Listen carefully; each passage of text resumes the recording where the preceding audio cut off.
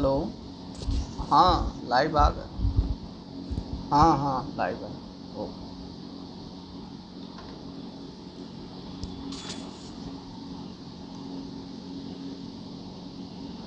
आप सभी का इलाहाबाद विश्वविद्यालय परिवार में स्वागत है।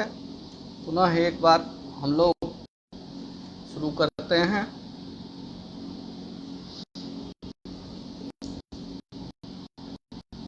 इलाहाबाद विश्वविद्यालय द्वारा परिवार द्वारा प्रायोजित फ्री जुडिशियल क्लासेस।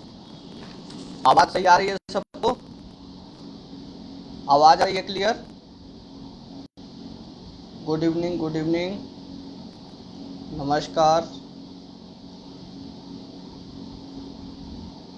आवाज़ क्लियर आ रही है? हमारी आवाज़ आ रही है क्लियर?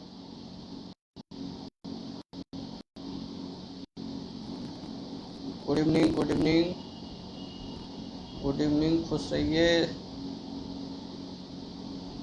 नमस्कार। आवाज़ क्लियर आ रही है? कोई रिप्लाई करे यस नो में। Okay okay okay. आज हम लोग privity of contract which is a part of consideration under the section 2D read with section 25 it make a privity of contract. यानी प्रीविटी ऑफ कॉन्ट्रैक्ट मतलब होता है कि रिलेशन, एक दूसरे का रिलेशन जो फास्ट रिलेशन में हो उसके बीच में, उसके मध्य में जो है एक कॉन्ट्रैक्ट हो, ठीक है। और उस कॉन्ट्रैक्ट का किसी तीसरे नियरेस्ट के द्वारा क्या रिप्लाई किया जा सकता है, क्या उसका एनफोर्समेंट किया जा सकता है in case of privity of contract और in case of privity of consideration, ठीक है। तो इसी पे आज हम लोग डिस्कस करेंगे, जिसके लिए सबसे पहले ये ज़रूरी है कि प्रीविटी ऑफ कॉन्ट्रैक्ट जो है हम लोगों के यहाँ भारत में एक्सेप्ट किया गया, प्रीविटी ऑफ कॉन्ट्रैक्ट को कंसीडर किया गया है। यानी माना गया है कि प्रीविटी ऑफ कॉन्ट्रैक्ट के अंतर्गत कोई भी व्यक्ति, ठीक है, कोई तीसरा व्यक्ति किसी भी कॉन्ट्रैक्ट को एनफोर्स नहीं करा सकता अनटिल, जब तक कि वह उसमें पार्टी न हो, ठीक है। प्रीविटी ऑफ कॉन्ट्रैक्ट का मतलब है कि दो व्यक्तियों के बीच में अच्छे रिलेशन हैं, ठीक है, वो एक दूसरे से संपर्क में हैं, अच्छी बात है। लेकिन अगर उसमें से कोई भी व्यक्ति किसी तीसरे व्यक्ति से कोई एग्रीमेंट करता है या कॉन्ट्रैक्ट करता है किसी स्पेसिफिक पर्पज के लिए और कहता है कि फला व्यक्ति मेरा घनिष्ठ मित्र है, मेरे न रहने पर उसके द्वारा क्या किया जाएगा, एनफोर्स किया जाएगा, तो इसमें स्पेसिफिकली प्रीविटी ऑफ कॉन्ट्रैक्ट के अंतर्गत, डॉक्ट्रिन ऑफ प्रीविटी के अंतर्गत ये मना किया गया है कि कोई भी थर्ड पर्सन यानी तीसरा व्यक्ति कभी भी किसी भी कॉन्ट्रैक्ट को एनफोर्स नहीं करा सकता, ठीक है। ये लॉ है, ये प्रेजेंट टाइम में लॉ है। लेकिन इसके पहले क्या लॉ था, उसके लिए हमें दो केस डिस्कस करने पड़ेंगे। पहले था कि जो हम लोगों के एक्ट सेक्शन में है, सेक्शन 2D देखिएगा, जो डेफिनेशन दिया गया है सेक्शन 2D के अंतर्गत ये कहा गया है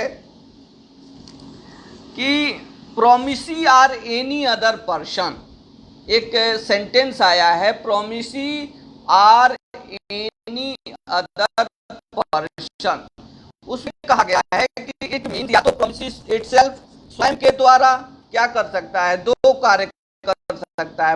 पहला है स्वयं के द्वारा किसी कॉन्ट्रैक्ट को एनफोर्स करा सकता है as a contract, as a contractor, किसी कॉन्ट्रैक्ट के अंतर्गत अगर वो व्यक्ति पार्टी है तो उसके अंतर्गत वो एनफोर्स करा सकता है, ठीक है। According to section 2D definition of the consideration के अंतर्गत उसमें एक लाइन देखिएगा, promisee or any other person. तो प्रोमिसी के लिए इंडिया में ये माना गया है कि जो भी व्यक्ति यानी कॉन्ट्रैक्ट के अंतर्गत आता है वो व्यक्ति इटसेल्फ यानी स्वयं के द्वारा किसी कॉन्ट्रैक्ट को एनफोर्स करा सकता है।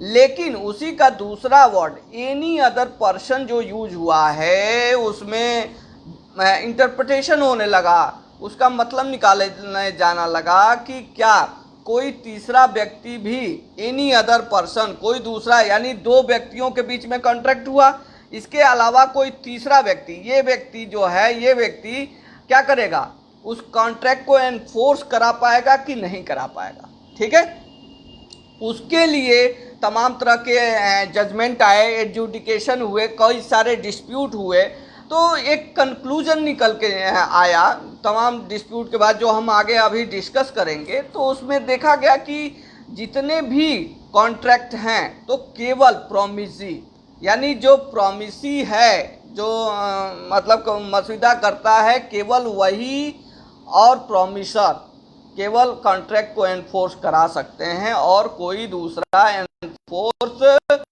नहीं करा सकता। यानी any other person has no right to enforce contract, whether कितना हो अच्छा रिलेशन हो, लेकिन उसके अंतर्गत वो क्रिएट एनफोर्स नहीं करा सकते।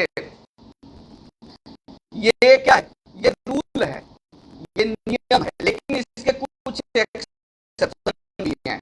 और एक चीज हमें ध्यान रखेगा आप लोग कि कभी कोई भी एक्सेप्शन रूल नहीं हो सकता। ठीक है, रूल जनरल रूल को माना जाता है, एक्सेप्शन को रूल नहीं कहा जा सकता। कभी कभी ये तर्क आता है कि जैसे कि मान लीजिए कि फैमिली सेटलमेंट जो है वो तीसरे व्यक्ति द्वारा एनफोर्स कराया जाता है, क्योंकि दो व्यक्तियों के बीच में जो कॉन्ट्रैक्ट होता है उसके अंतर्गत नहीं होता, तो फैमिली सेटलमेंट में तीसरा व्यक्ति इंटरफेयर करता है और उसके अंतर्गत ये माना जाता है कि वो व्यक्ति क्या कर रहा है कि उस कॉन्ट्रैक्ट को एनफोर्स करा रहे, यानी एनी अदर पर्सन एनफोर्स कराता है। तो इट वाज ओनली, दिक्कत आ रही है, आवाज में दिक्कत आ रही है फकरू खान जी, क्या दिक्कत आ रही है? आवाज स्पष्ट नहीं आ रही है, थोड़ी रुक रुक के आ रही है क्या?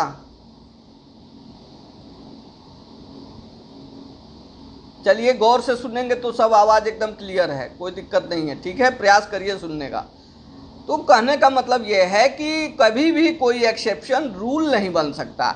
रूल जो जनरल रूल होते हैं वही माना जाता है, और उसके अंतर्गत ये रूल निकाला गया कि केवल प्रोमिसी एनी अदर पर्सन का जो इंटरप्रिटेशन किया गया और कहा गया कि इसके अंतर्गत कोई तीसरा व्यक्ति, any other person can not enforce the contract. ये it is a doctrine of privity of contract. ठीक है, हमेशा आज तक हम यही पढ़ते आए कि केवल दो पक्षकार रहेंगे या पक्षकार ही अपने कॉन्ट्रैक्ट को एनफोर्स करा पाएंगे, तो वही रूल फर्दर भी पढ़ेंगे, चाहे वो कितना हो नियरेस्ट हो, कितना हो कुछ हो, कितना हो बेटर रिलेशन के अंतर्गत हो, लेकिन उससे कोई प्रभाव नहीं पड़ेगा और उस प्रिविटी ऑफ कॉन्ट्रैक्ट के अंतर्गत उसका एनफोर्समेंट नहीं हो सकता। इसी तरह एक मैटर आता है privity of consideration. Privity of consideration के अंतर्गत हमेशा देखेंगे, प्रिविटी ऑफ कंसीडरेशन के अंतर्गत ये डेफिनेशन है। तो अगर कोई व्यक्ति, तीसरा व्यक्ति क्या प्रोमिसी इटसेल्फ, यानी प्रोमिसी जो स्वयं क्या कर रहा है कि किसी कंसीडरेशन को दे रहा है, प्रतिफल दे रहा है या ले रहा है, लेकिन अगर किसी तीसरे व्यक्ति द्वारा कहा जाता है कि उनके हमारे स्थान पर कोई तीसरा व्यक्ति क्या करेगा, प्रतिफल देगा, तो वो third person, any other person का प्रतिफल, दिया गया प्रतिफल हमारे यहाँ कंसीडरेशन एक्सेप्टेबल नहीं है। ये हमारे लॉ में है। अकॉर्डिंग टू लिटरल इंटरप्रिटेशन, अगर शाब्दिक व्याख्या किया जाए तो इसमें यही देखने को मिलेगा कि जो वर्ड यूज किया गया है प्रोमिसी और एनी अदर पर्सन, बट इसका according to interest, common interest, ये ध्यान दिया जाएगा कि इसकी व्याख्या करते वक्त हमेशा ये देखा जाएगा कि the person who is bound to the contract, यानी जो कॉन्ट्रैक्ट से बाउंड है केवल वही व्यक्ति ही उसका एनफोर्समेंट कराए। अगर कोई तीसरा व्यक्ति एनफोर्समेंट कराता है या उससे कोई थर्ड पर्सन कराता है, एनी अदर पर्सन में बहुत सारे लोग आ जाएंगे, तो it is not possible to conclude or end to the justice, conclude to end to the justice, यानी न्याय के अंत तक हमारा पहुंचना मुश्किल हो जाएगा और बहुत सारी कॉम्प्लिकेशन हो जाएगी, तरह तरह के विवाद हो जाएंगे। तो ये ही एक बेस्ट इंटरप्रिटेशन होगा कि हम जो है केवल जो पर्सन कॉन्ट्रैक्ट कर रहा है वही केवल कंसिडरेशन दे सकता है किसी कॉन्ट्रैक्ट में, तीसरा पर्सन नहीं दे सकता। और जो व्यक्ति कॉन्ट्रैक्ट कर रहा है वही केवल एनफोर्स भी करा सकता है, कोई अदर पर्सन उसको एनफोर्स भी नहीं करा सकता। ठीक है, तो ये बेसिक कंसेप्ट है। अब इसका जो उपज हुआ, जो समस्या आती गई, वो हमारे एक्ट के प्रावधान के अंतर्गत आई। सेक्शन 2D में जो वर्ड दिया गया है, आप ध्यान दीजिएगा कंसिडरेशन में, कि दिया है when at the desire of the promisor, when at the desire of the promisor, promisee or any other person, यानी प्रोमिसी या कोई दूसरा व्यक्ति। ठीक है, तो उस शब्द की जब व्याख्या की गई तो तरह तरह के आए। इसमें दो केस बहुत महत्वपूर्ण है। पहला है दत्तन वर्सेस पुले का केस है, दत्तन वर्सेस पुले का केस है, जिसमें ये माना गया कि थर्ड पर्सन द्वारा भी कॉन्ट्रैक्ट एनफोर्स कराया जा सकता है। एक चीज ध्यान रखिएगा, उस समय doctrine of privity of concept contract जो था वो यही मानता आया, according to literal interpretation of the contract, शाब्दिक व्याख्या के अंतर्गत ये माना गया कि any person can enforce a contract and any person can provide consideration. ठीक है, ये दत्तन वर्सेस पुले वाले केस में कहा गया। ठीक है, इसका थोड़ा सा आप लोग देख लें कैसे है, क्या मैटर क्या है।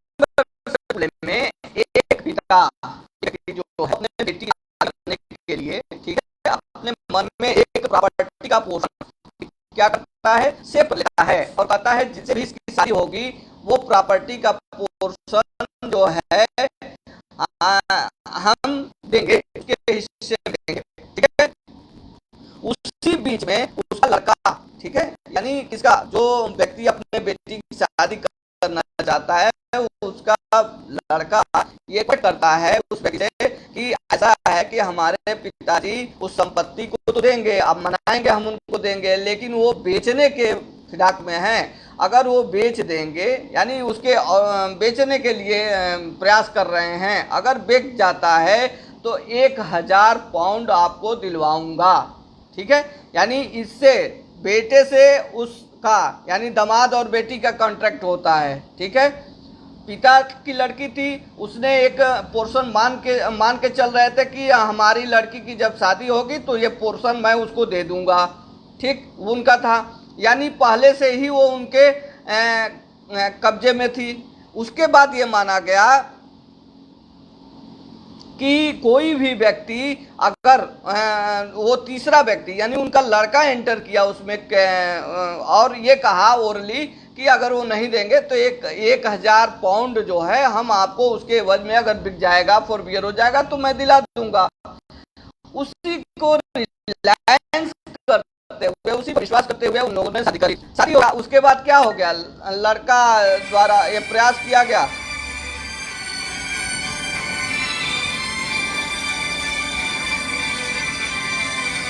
लड़के द्वारा, ये क्या आने लगा,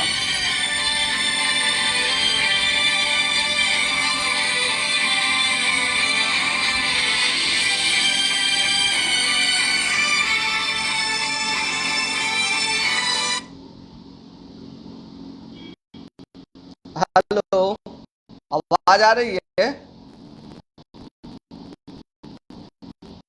कौस्तुभ जी आवाज आ रही है?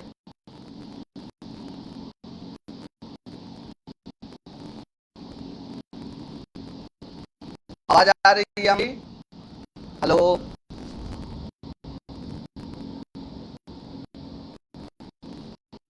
आवाज आ रही है?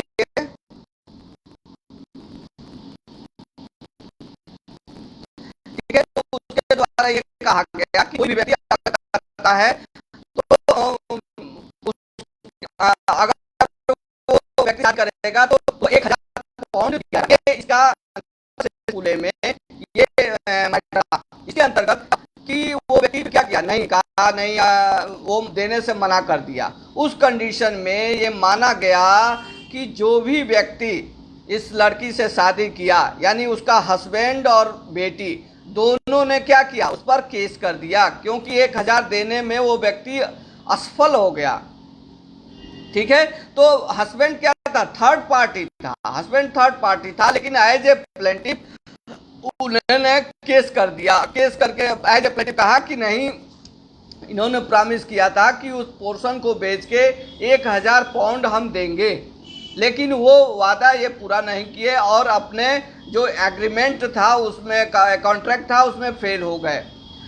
तो इसमें कोर्ट ने कंसीडर किया कि हाँ ये फेल हो गए, तो उसमें ये भी रेज किया गया कि that is a third person, वो तीसरा व्यक्ति है जिसने शादी किया है, उससे तो कोई कॉन्ट्रैक्ट हुआ नहीं है।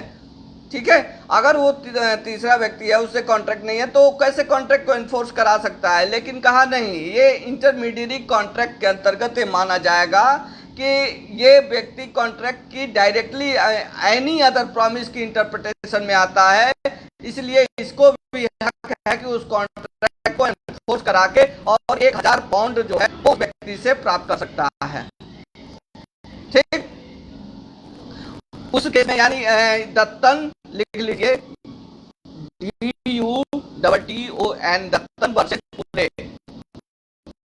POOLE, पुणे 377 1677 किंग बेंच का जजमेंट है।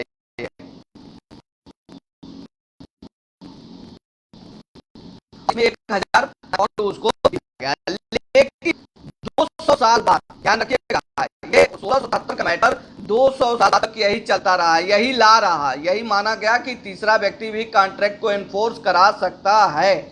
लेकिन 200 साल बाद Tweddle versus Atkinson, Tweddle versus Atkinson 1861 apex court, नहीं sorry, queen bench Tweddle TWEDDLE versus Atkinson ATKINSON Atkinson 1861 queen bench.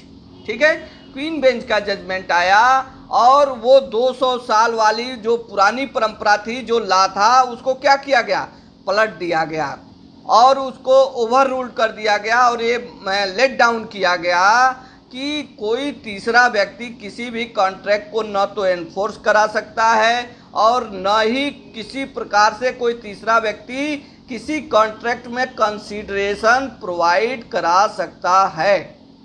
ठीक है, ये दोनों चीज़ों को डिनाई कर दिया गया। ट्विडल वर्सेस एटकिंसन ये लैंडमार्क जजमेंट है, जिसके अंतर्गत नया लॉ फॉर्म किया गया, किसके द्वारा, जस्टिस वाइट मैन के द्वारा एक नया प्रिंसिपल लेट डाउन किया गया कि any person can not, any third person can not enforce a contract.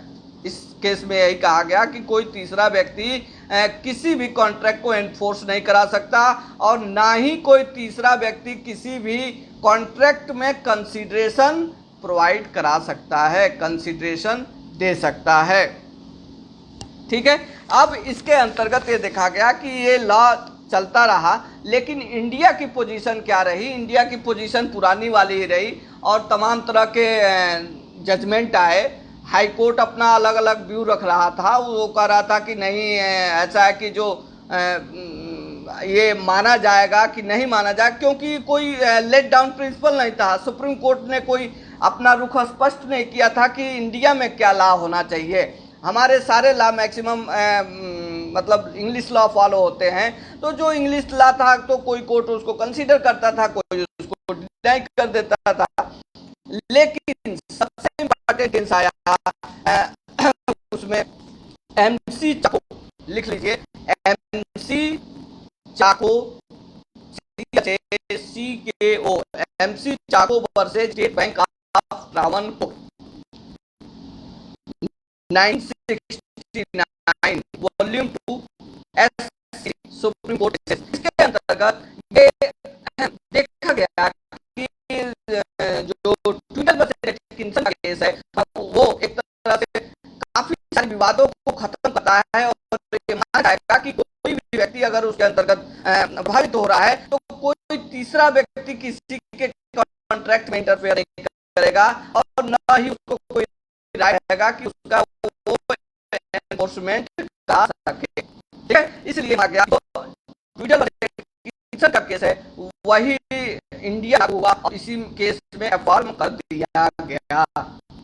ठीक है, यानी दो प्रिंसिपल प्रतिपादित हुआ। पहला कि no third person can enforce any contract. दूसरा हो गया कि no third person can serve any kind of consideration, यानी किसी प्रकार का कोई तीसरा व्यक्ति किसी प्रकार का कोई कंसिडरेशन सर्व नहीं करेगा। ओनली प्रोमिसी और प्रोमिजर के बीच में कंसिडरेशन का आदान प्रदान होगा। ठीक है, और उन्हीं एक दूसरे के द्वारा किसी कॉन्ट्रैक्ट का एनफोर्स कराया जा सकता है।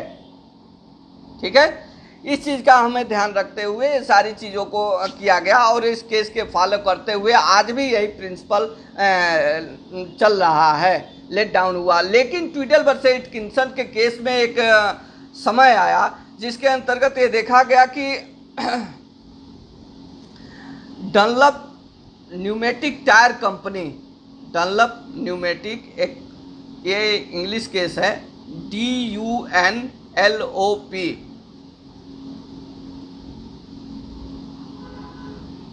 हाँ तीनों केस रिपीट कर रहे हैं, एक बार ध्यान लिख लीजिए। दत्तन वर्सेज पुले, दत्तन DUTTON, दत्तन वर्सेज POOLE पुले 1677। ठीक है, ये पुराना लॉ था कि कोई भी तीसरा व्यक्ति किसी भी कॉन्ट्रैक्ट को एनफोर्स करा सकता है। ठीक है, ये माना जाता था, ये 200 साल तक चला। ठीक है, लेकिन दूसरा केस आया, दूसरा केस, तीसरा वाला केस, दूसरा केस लिख लीजिए, Tweddle versus Atkinson, TWEDDLE, Tweddle versus Atkinson, ATKINSON 1861, queen bench. इसमें यह माना गया कि कोई भी तीसरा व्यक्ति न तो कॉन्ट्रैक्ट को एनफोर्स करा सकता है न उसमें कोई कंसिडरेशन दे सकता है। और भारत में इस ट्विडल वर्सेज एटकिंसन केस को MC चाको, यानी तीसरा केस के रूप में MC Chacko versus state bank of Travancore, MC Chacko versus state bank of Travancore में 1969 में, ठीक है, वॉल्यूम 2 SCC में क्या किया गया, एनफोर्स किया गया, उसको अफर्म किया गया कि भारत में भी यही लॉ रहेगा। ठीक है, और उसके अंतर्गत उस लॉ को कंटिन्यूएशन में ले लिया गया और वही लॉ भारत में लेट डाउन किया गया, क्योंकि इसके पहले तमाम तरह से इंटरप्रिटेशन हाई कोर्ट करते थे जो काफ़ी सारी समस्याएं पैदा हो गई थी। तो इस केस में सुप्रीम कोर्ट ने इसको कंफर्म कर दिया। लेकिन दत्तन वर्सेज पुले वाले केस को एक और केस लिख लीजिए जिसमें कंफर्म किया, किसने कंफर्म किया, अपेक्स कोर्ट ने, इंग्लिश लॉ में, लंदन मतलब ब्रिटेन में, कि अपेक्स कोर्ट ने ट्विडल वर्सेज एटकिंसन के केस को अफर्म किया।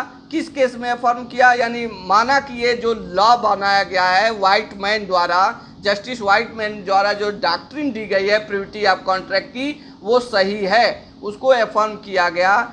Dunlop DUNLOP, Dunlop pneumatic PNEUMATIC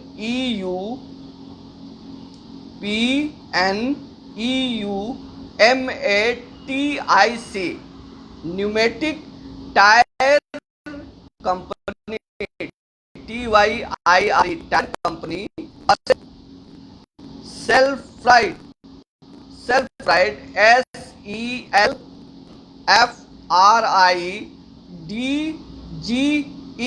सेल्फ्राइड and company 1915 यानी 1861 ट्विडल वर्सेस एटकिंसन को 1915 में अपेक्स कोर्ट ने अफर्म किया कि ये जो लॉ है प्रिविटी ऑफ कॉन्ट्रैक्ट का वो सही है। इस केस में उसको मान लिया गया, ठीक है। और अपने यहाँ इंडिया में MC चाको के केस में इसको कन्फर्म कर दिया। यानी यही लॉ चला आ रहा है। पहले लॉ दूसरा था, लेकिन ट्विडल वर्सेस एटकिंसन के बाद ये लॉ चेंज हो गया और उसके अंतर्गत ये सारी चीज़ें हैं। अब देखिए ये लॉ है कि कोई तीसरा व्यक्ति नहीं कर सकता, लेकिन इसके कुछ एक्सेप्शन है, अपवाद हैं। इसके कुछ अपवाद हैं जिसमें तीसरा व्यक्ति क्या कर सकता है, किसी कॉन्ट्रैक्ट को एनफोर्स करा सकता है, ठीक है। क्या क्या अपवाद हैं? पहला देखिए, अगर बेनिफिशियरी, पहला privity, exception to privity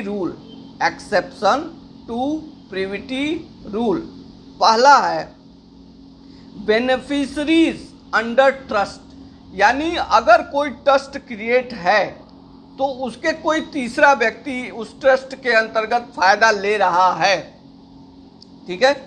trust तो कोई दो व्यक्तियों के बीच में बन के उसके बाद उसको ट्रस्ट बनाया गया, लेकिन उस ट्रस्ट से किसी व्यक्ति को फायदा हो रहा है, अगर वो बेनिफिशरीज है तो उस कंडीशन में वो क्या हुआ, वो थर्ड पार्टी हो गया ना, क्योंकि वो फायदा ले रहा है। वो ट्रस्ट का पार्ट नहीं था, वो ट्रस्ट का पार्ट नहीं था, न तो वो प्रॉमिजी था न वो प्रॉमिसर था, लेकिन वो क्या था, वो ट्रस्ट का फायदा ले रहा था, इसलिए उसको भी एक्सेप्शन क्रिएट किया गया। और इस केस में कहा गया कि वो भला ही कोई फायदा मतलब पार्टी नहीं था, लेकिन वो ट्रस्ट से बेनिफिट पा रहा था, ठीक है, डायरेक्टली इनडायरेक्टली प्रभावित हो रहा, तो इसलिए उसको अधिकार दे दिया गया कि फला व्यक्ति जो है, जो बेनिफिशियरी है उस ट्रस्ट का, उस मतलब कॉन्ट्रैक्ट को क्या कर सकता है, एनफोर्स करा सकता है, अपने हित में वो एनफोर्स करा सकता है या किसी प्रकार का कंसिडरेशन प्रोवाइड कर सकता है,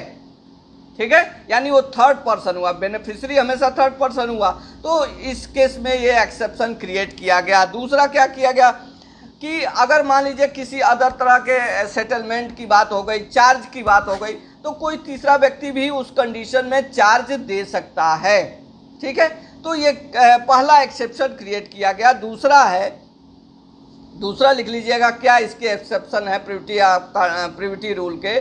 दूसरा है मैरिज सेटलमेंट, यानी शादी के अंतर्गत अगर शादी विवाह हो रहा है ना, तो नहीं कहा जाता है अच्छा ठीक है, मान लीजिए एक दूसरे के पिता से बात हो रही है मैरिज सेटलमेंट में और कहा गया कि हम जो है आपको इतना देंगे, ठीक है, कुछ अमाउंट देंगे और ये सामान देंगे, वो पिता दोनों में हुआ।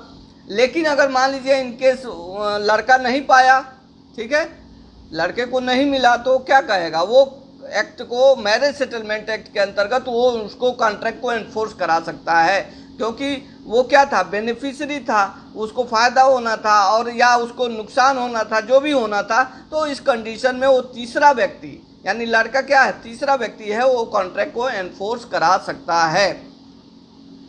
या पारिवारिक अरेंजमेंट है, ठीक है, पारिवारिक अरेंजमेंट में ये हुआ कि अच्छा ठीक है, ये हिस्सा हमारा, वो हिस्सा हमारा, उस पोर्शन, उस हिस्से का पैसा फला व्यक्ति से आप ले लीजिएगा, तीसरे व्यक्ति से, यानी हमारे मित्र से ले लीजिएगा, वो हमारा मित्र जो भी होगा वो उस पोर्शन का पैसा हमारे हिस्से के भाई को दे देगा, यानी 3 भाई हैं तो 2 हिस्सा लगा और 2 हिस्से में बटा, और तीसरे को कहा गया कि जो है हमारा मित्र, यानी दोनों का जो कॉमन मित्र था, वो कहा कि हम इनको पैसा दे देंगे जिनका जितना हिस्सा, यानी 3 भाग में नहीं बटा, 2 ही भाग में बांट के, और तीसरे शेयर का पैसा उनको तीसरे व्यक्ति द्वारा दिलाया गया। और कॉन्ट्रैक्ट इन्हीं लोगों के बीच में था, ये लोग पार्टी थे।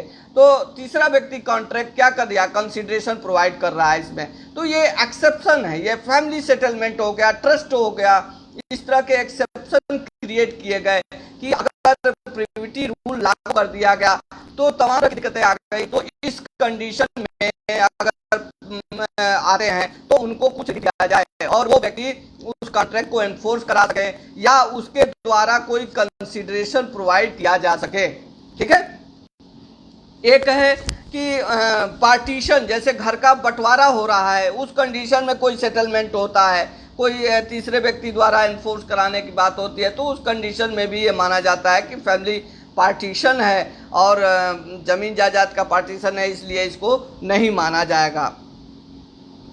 एक जो सबसे लास्ट और इम्पॉर्टेंट है, covenant, covenant running with land, covenant COVENANT, covenant running with land, यानी कॉविनेंट मतलब संविदा, प्रसंविदा।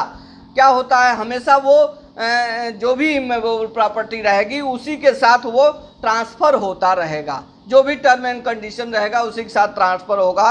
इस कॉविनेंट को रिकॉग्नाइज किया गया टल्क वर्सेस मोघे केस में, talk versus Moghe, TULK, talk versus MOXHAY, talk versus Moghe 1919।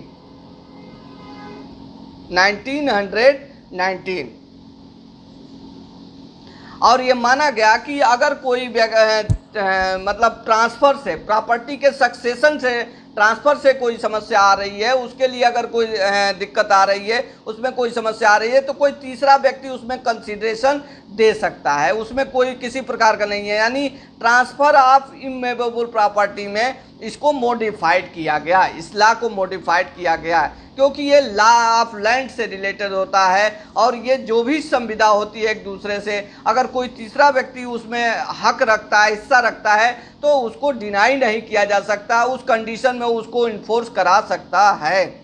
ठीक है, जैसे आप लोग एक पढ़े होंगे सेक्शन अटैचमेंट केस, अटैचमेंट पढ़े होंगे, अटैचमेंट ऑफ प्रॉपर्टी के अंतर्गत। तो उसमें एक दिया गया है कि अगर 2 व्यक्ति, जैसे मान लीजिए कि किसी ने कर्ज दिया, उसके बाद प्रॉपर्टी को अटैच कर लिया, तो कॉन्ट्रैक्ट जो कर्ज लिया है और जो प्रॉपर्टी को अटैच किया है, यानी ओनर और उसमें हो रहा है। लेकिन इन केस अगर किसी व्यक्ति का, वो व्यक्ति अपने यहाँ सामान रखा है, किसी थर्ड पर्सन का सामान रखा है और वो सामान गायब हो जाता है या नहीं मिलता है, तो वो क्या करता है, वो अटैचमेंट ऑफ प्रॉपर्टी के अंतर्गत एनफोर्स करा सकता है। He was a third person, उसका इससे लेना देना नहीं, लेकिन वो अटैचमेंट के अंतर्गत एनफोर्स करा सकता है कि नहीं, हमारा सामान नुकसान हुआ है, हमारा सामान उनके यहाँ था, इसलिए हम इस कॉन्ट्रैक्ट को एनफोर्स कराते हैं और वो अपना सामान वापस लेता है। ठीक है, तो वहां पर भी प्रिविटी ऑफ रूल को प्रिवेल नहीं किया गया है और इस तरह से एक्सेप्शन क्रिएट किए गए हैं। दूसरी चीज जो लास्ट में आती है, सबसे पास्ट कंसिडरेशन को इंडिया में एक्सेप्ट किया गया है। ठीक है, पास्ट कंसिडरेशन को भारत में स्वीकार किया गया है और केवल रिक्वेस्ट सर्विसेज के लिए, केवल और केवल रिक्वेस्ट सर्विसेज के लिए, यानी कोई भी व्यक्ति अगर रिक्वेस्ट करता है, रिक्वेस्ट के आधार पर कोई सर्विस प्रोवाइड कराता है, तो उसमें इन फ्यूचर किसी कंसीडरेशन को देने की बात कही जाती है और ये कहा जाता है कि फला व्यक्ति जो है हमारे कार्य के लिए इतना पैसा देगा। ठीक है, तो पास्ट कंसीडरेशन को इंडिया में कंसीडर करते हुए एक्सेप्ट किया गया कि प्रिविटी ऑफ कॉन्ट्रैक्ट और past consideration, it is a part of the consideration and it may be accepted in India also. ठीक है, आगे अब हम लोग चलते हैं सेक्शन 26। सेक्शन 26 के अंतर्गत रेस्ट्रेंट टू मैरिज। ठीक है, यानी सिर्फ इतना ही कहा गया है कि किसी भी व्यक्ति को, कोई भी व्यक्ति अगर शादी करने से मना करता है, ठीक है, तो मना करने का कोई कॉन्ट्रैक्ट करता है तो वो क्या होगा, वाइड माना जाएगा। जैसे मान लीजिए हम कोई एक व्यक्ति जो है वो ए जो है बी से कॉन्ट्रैक्ट करता है कि तुम्हारी बेटी सी जब तक मैं जिंदा रहूंगा शादी नहीं करेगी। ठीक है, तो क्या हो गया, ए और बी आपस में कॉन्ट्रैक्ट किए। क्या कॉन्ट्रैक्ट किए कि जब तक बी की बेटी की शादी नहीं होगी जब तक मैं जिंदा रहूंगा। तो रेस्ट्रेंट ऑफ द मैरिज है, तो इस तरह का जो भी एग्रीमेंट होगा वो क्या हो जाएगा, शून्य माना जाएगा और एनफोर्सेबल नहीं होगा। इसी तरह 27 में कहा गया, सेक्शन 27 में, कि एग्रीमेंट, अगर कोई एग्रीमेंट होता है या कॉन्ट्रैक्ट होता है एग्रीमेंट के अंतर्गत, कि रेस्ट्रेंट टू ट्रेड, यानी किसी भी व्यक्ति को व्यापार करने से मना करना। ठीक है, किसी व्यक्ति को कहा जाता है कि आप फला व्यक्ति व्यापार नहीं कर सकते, आप फला व्यक्ति वहां पर कोई भी व्यापार नहीं कर सकते, यानी रेस्ट्रिक्शन लगाना, किसी व्यक्ति को रोकना कि अगर वो व्यापार करता है। सेक्शन 27 के अंतर्गत रेस्ट्रेंट टू ट्रेड के अंतर्गत ये माना गया कि कोई भी व्यक्ति किसी व्यक्ति को किसी भी प्रकार के लॉफुल ट्रेड से मना नहीं कर सकता। अगर मना करने का कोई कॉन्ट्रैक्ट करता है तो वो वाइड हो जाएगा, वो शून्य होगा, उसका एनफोर्समेंट नहीं किया जा सकता। ठीक है, जैसे मान लीजिए हमारे यहाँ कोई एम्प्लॉई है, हमारे यहाँ जैसे मान लीजिए कोई मुंशी है, मैं उसको कह दिया कि मैं एक कॉन्ट्रैक्ट किया कि ऐसा है, तुम मुंशियाना तभी कर सकते हो जब तुम ये सिग्नेचर करोगे कि तुम कहीं और कार्य नहीं करोगे। ठीक है, या और कोई व्यापार नहीं करोगे। ठीक, तो क्या हो गया, ये अगर वो चाहे तो एनफोर्स करा सकते, मतलब एनफोर्स कराने के लिए इस तरह के कॉन्ट्रैक्ट क्या हो जाएंगे, शून्य माने जाएंगे।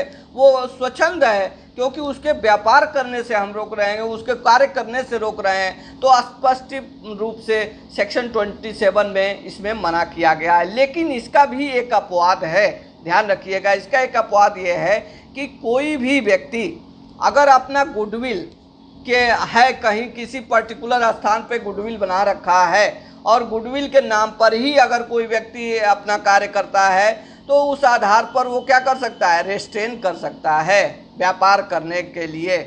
ठीक है, जैसे मान लीजिए अभी एक डिस्प्यूट आया था, आप लोग पढ़े होंगे नेत्राम वाले में। तो नेत्राम की मिठाई अपने मतलब इलाहाबाद में बहुत फेमस है। ठीक है, तो उसके अंतर्गत ये माना गया कि नेत्राम जो थे एक टैग हो गया, एक ट्रेड हो गया। ठीक है, ट्रेडमार्क हो गया, और इलाहाबाद में नेत्राम की मिठाई की एक ट्रेड ब्रांडिंग हो गई थी। तो ये माना गया कि अगर वहाँ की ब्रांडिंग है तो अब कोई भी व्यक्ति, ऐसा नहीं है कि मनमोहन पार्क पे जाके और वो नेत्राम के नाम से स्वीट्स खोल सकता है, नहीं, केवल वही व्यक्ति या उनके जो लीगल आयर्स होंगे वही व्यक्ति उस ट्रेड को कर सकते हैं, उस व्यापार को, स्वीट को चला सकते हैं। ठीक है, यानी वो उसकी गुडविल है, गुडविल को कभी भी अगर कोई क्षति पहुंचाता है तो उसमें ट्रेड रेस्ट्रेंट टू ट्रेड का नियम लागू नहीं होता, और उस केस में उसको एनफोर्स कराया जा सकता है कि आप जो है हमारे ट्रेड को खराब न करें और हमारे नाम से, हमारे गुडविल से जो सामान बिक रहा है या हमारे गुडविल के द्वारा कोई कार्य किया जाए तो आप उसको, उस गुडविल को आप किसी भी तरीके से नहीं कर सकते, यूज नहीं कर सकते, ना होते हैं, वो हमारा राइट है। उस आधार पर उस व्यक्ति को इस तरह के कार्य करने से रोका जा सकता है। ठीक है, अब सेक्शन 29 जो है उसमें कहा गया है कि कोई व्यक्ति agreement to restrain of legal proceeding. ठीक है, अगर कोई भी व्यक्ति किसी भी व्यक्ति को 29 में कहा गया है कि कोई भी व्यक्ति किसी व्यक्ति को लीगल प्रोसीडिंग से रेस्ट्रेन नहीं कर सकता। ठीक है, ऐसा है कि जैसे मान लीजिए एक केस है, हम कोई व्यक्ति अगर जाता है और किसी को एक थप्पड़ मार देता है, ठीक है, मार देता है, और उसके बाद उससे एक पहले कॉन्ट्रैक्ट हुआ रहेगा कि जैसे दो व्यक्तियों के बीच में, ए और बी के बीच में कॉन्ट्रैक्ट हुआ, तो उसने कहा कि मैं तुम्हें कितना भी मारूंगा, तुम कोई भी क्या करोगे, केस नहीं करोगे। ठीक, एक दिन उठा बी ले जाके और क्या किया, चाकू ले जाके उसको मार दिया। ठीक है, मार दिया कहाँ, जैसे पैर मारने के मतलब मृत्यु कारित करने के आशय से नहीं किया, किसी भी कारण से किया हो, थप्पड़ मार दिया हो, तभी लीगल प्रोसीडिंग इनिशिएट की जा सकती है। ठीक है, तो क्रिमिनल इंटिमिडेशन के अंतर्गत उसने क्या किया कि कहा कि कोई भी अगर क्रिमिनल इंटिमिडेशन या किसी प्रकार की इंजरी होती है तो आप हमारे खिलाफ केस नहीं करेंगे। ए और बी में एक एग्रीमेंट हुआ, ठीक है। बी क्या करता है कि उसको क्रिमिनल इंटिमिडेट करता है और आके 2 थप्पड़ मार देता है। उस कंडीशन में वो ए क्या करेगा, ये क्योंकि उसका एग्रीमेंट हो चुका है, वो ऑलरेडी लिखवा चुका है कि मुझे किसी भी प्रकार से कोई क्षति नहीं पहुंचाई जाएगी, तो उसको लीगल प्रोसीडिंग के लिए मना किया गया है, ठीक। उस कंडीशन में वो कहता है कि नहीं, हम लीगल प्रोसीडिंग नहीं कर सकते क्योंकि एग्रीमेंट हुआ है। तो लॉ वहाँ पर कंफर्म किया गया कि नहीं, इस तरह का अगर कोई व्यक्ति किसी व्यक्ति को लीगल प्रोसीडिंग इनिशिएट करने से कोई किसी कॉन्ट्रैक्ट के द्वारा मना करता है तो वो क्या माना जाएगा, शून्य माना जाएगा और वो व्यक्ति स्वतंत्र है लीगल प्रोसीडिंग इनिशिएट करने के लिए, ठीक है।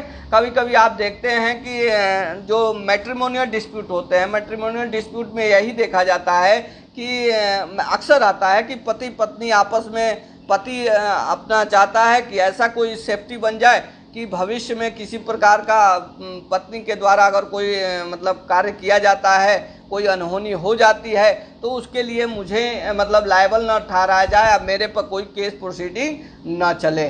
लेकिन ऐसा इस कोई भी किसी प्रकार से एग्रीमेंट हो जाए लेकिन मान्य नहीं होगा, वो शून्य होगा, क्योंकि लॉ द्वारा ही उसको शून्य घोषित कर दिया गया है। और वो व्यक्ति उस कंडीशन में ये नहीं कर सकता कि मैं इससे करार किया था कि कोई भी अनहोनी हो जाएगी तो हमारे पर कोई केस नहीं चलेगा, ठीक है। तो इस तरह की कंडीशन के अंतर्गत इसको मना किया गया और ये माना गया कि इस तरह का अगर कोई इम्पोजिशन होता है, रेस्ट्रेंट टू प्रोसीडिंग, किसी प्रकार की लीगल प्रोसीडिंग रेस्ट्रेंट करने से मना किया जाता है तो वो शून्य माना जाएगा और हर व्यक्ति स्वतंत्र है किसी भी प्रकार से लीगल प्रोसीडिंग इनिशिएट करने के लिए, ठीक है। अब हम इसके अंतर्गत जो है वेजनिंग कॉन्ट्रैक्ट को देखेंगे, ठीक है। 28 सेक्शन 28 के अंतर्गत दिया गया है और 29 सेक्शन 29 में अनसर्टेनिटी, एग्रीमेंट ऑफ अनसर्टेनिटी, अगर कोई एग्रीमेंट अनसर्टेन है, ठीक है, यानी उसकी निश्चितता नहीं है कि उसकी क्षमता क्या है, ठीक है। आज जैसे मान लीजिए एक उदाहरण आपको दे रहा हूँ कि मैंने एक एग्रीमेंट किया, किससे एग्रीमेंट किया, कौस्तुभ जी से एग्रीमेंट किया कि ऐसा है कि हम जो है आपको घोड़े देंगे, ठीक है, घोड़े 25 नहीं, सर्टेनिटी नहीं है, घोड़े देंगे, बस इतना ही एग्रीमेंट हुआ, ठीक। अब घोड़े देंगे, किस कलर का घोड़ा होगा, काला होगा, सफ़ेद होगा, संख्या क्या होगी, 10 होगी, 20 होगी, तो ये क्या है, अनसर्टेन कॉन्ट्रैक्ट है, ठीक है। तो अनसर्टेनिटी ऑफ कॉन्ट्रैक्ट की कंडीशन में ये माना जाता है कि अगर इस तरह का कोई एग्रीमेंट है तो वो भी शून्य माना जाएगा, उसका एनफोर्समेंट नहीं कराया जा सकता है, ठीक है, उसको किसी भी प्रकार से नहीं एनफोर्स कराया जाए। जैसे मैंने कहा कि मैं आपको ऑयल सप्लाई करूँगा, ठीक है, कितने टन करूँगा, कब करूँगा, मतलब कौन सा ऑयल सप्लाई करूँगा, इसका कोई मतलब टर्म एंड कंडीशन नहीं है, फिक्स नहीं है। तो इस तरह के कॉन्ट्रैक्ट जो अनसर्टेन हो, इस तरह के एग्रीमेंट जो अनसर्टेन हो, अनिश्चित हो, उस कंडीशन में भी माना गया है कि वो कॉन्ट्रैक्ट शून्य माना जाएगा और उसका कोई भी पार्टी, ना तो प्रॉमिसर और न ही प्रॉमिसी, कोई भी व्यक्ति उसका एनफोर्समेंट नहीं करा सकता इस कंडीशन में, ठीक है। तो उस कंडीशन में माना गया कि uncertainty section 29 of contract act के अंतर्गत अनसर्टेन वस्तुओं का, अनसर्टेन एग्रीमेंट का एनफोर्समेंट संभव नहीं है और सेक्शन 29 में कोई भी व्यक्ति किसी भी व्यक्ति को लीगल प्रोसीडिंग इनिशिएट करने से नहीं रोक सकता है। लेकिन कुछ एक्सेप्शन है कि अगर कोई व्यक्ति पहले से ही अगर कोई कॉन्ट्रैक्ट करके बैठा हो, कोई एग्रीमेंट किया हो कि नहीं, कुछ शर्तों के अंतर्गत अगर विवाद उठेगा, उसके किसी क्लाज में लिखा गया है कि अगर हम लोगों के बीच में कोई इस तरह का विवाद आएगा तो उसके लिए हम लोग स्वतंत्र हैं एक दूसरे पर केस करने के लिए। अगर वो अपने एग्रीमेंट में ही उस चीज़ को मेंशन करके चलता है तब वो एक दूसरे पर कॉन्ट्रैक्ट कर मतलब एनफोर्स करा सकते हैं कॉन्ट्रैक्ट को, ये एक्सेप्शन है। नहीं तो मतलब कि कोई अन्य किसी प्रकार से लीगल प्रोसीडिंग को इनिशिएट नहीं किया जा सकता है, ठीक है। अब हम लोग आगे आएंगे कॉन्टीजेंट कॉन्ट्रैक्ट के कुछ हैं। वेजर कॉन्ट्रैक्ट के अंतर्गत जो वाइड होते हैं सेक्शन 30 जो है उसके आगे हम लोग पढ़ेंगे उस वेजरिंग कॉन्ट्रैक्ट क्या होता है और उसके अंतर्गत क्या क्या परिसीमाएं होती हैं, इसको हम लोग कल डिस्कस करेंगे। ठीक है। अगर किसी को किसी प्रकार का कोई प्रश्न पूछना है, कुछ पूछना है तो आप पूछ सकते हैं, स्वतंत्र हैं, अपना मैसेज डालें, हम उसका रिप्लाई करेंगे। आवाज़ की थोड़ी बहुत दिक्कत आती है बीच बीच में, तो होता क्या है कि जब हम बोलने लगते हैं आपके आवाज़ की समस्या को अगर सॉल्व करेंगे तो फिर हमारा रिदम टूट जाता है, फिर मज़ा नहीं आता। तो थोड़ा सा इसको मैनेज करने का प्रयास करिए। हम प्रयास करते हैं कि बेटर मतलब वो चीज़ें दी जाए जिससे आपको फ़ायदा हो। दूसरी चीज़,